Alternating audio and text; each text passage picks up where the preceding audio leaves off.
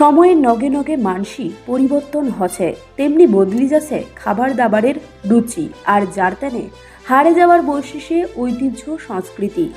আগত এক সময় জলপেশ মেলাত পুণ্যার্থীগিলা আসিলেই দই চিরা খাইছিল। সেই সময় জলপেশ মেলার একটা অন্যতম জৌলুস ছিল এই দই চিরা।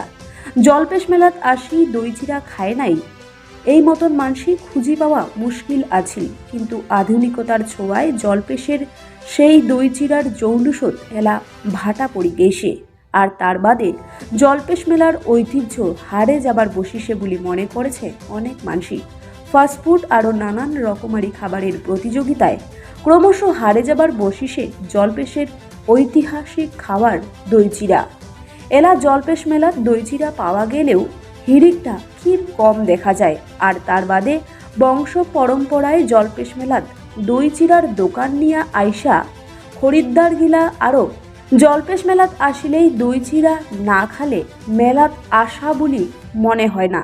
কিন্তু সেই আগিলা ঐতিহ্য বজায় থুইয়া জলপেশ মেলার দই চিরা খাবার দেখা যায় গ্রামের সেই প্রবীণ মানসিলা, কিন্তু সেইটাও হাতে গোনা কয়েকজন বলি দাবি করিছে দোকানিলা।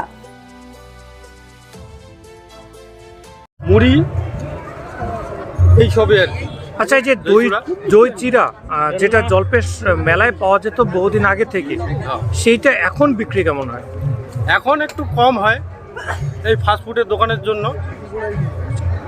প্রচুর মেলায় এখন ফাস্টফুডের দোকান বসে, তাই একটু কম হচ্ছে। তবু আমরা দীর্ঘদিন ধরে যেহেতু করে আসতেছি, দোকানটা চালাচ্ছি। আচ্ছা, দই কত করে বিক্রি করতেছেন আর প্লেট কত করে বিক্রি করেন? দই পোয়া 20 টাকা করে বিক্রি করতেছি।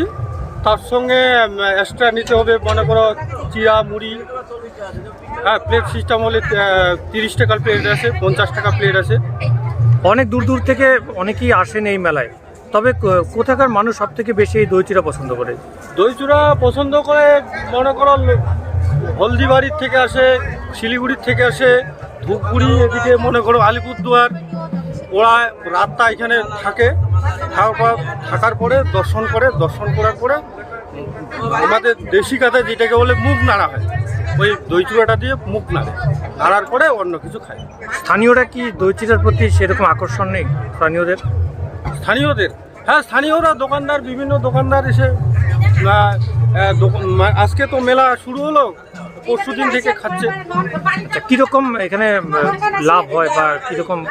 লাভ যতটুকু দরকার ততটুকু হয় না, কেননা একটা লাইটের দাম এখন বেশি হয়ে গেছে। আবার এই যে ফায়ার ব্রিগেডের জন্য একটা দিল, এটাকে 500 টাকা দিতে হবে, ঠিক আছে। আবার প্রচুর এই দোকানে লোক থাকা দরকার, তাই ওদেরকেও দিতে হয়। যত সামান্য বেঁচে থাকার জন্য আর কি চালাচ্ছি। আপনার নাম? আমার নাম শঙ্কর রায়। আপনার বাড়ি কোথায়? আমার বাড়ি সাপ্তিবাড়ি 2। আমি আমার শ্বশুরের দোকানে প্রতি বছর। কত বছর থেকে এই দোকান করেন? এই মনে করো 25 বছর। ঠিক।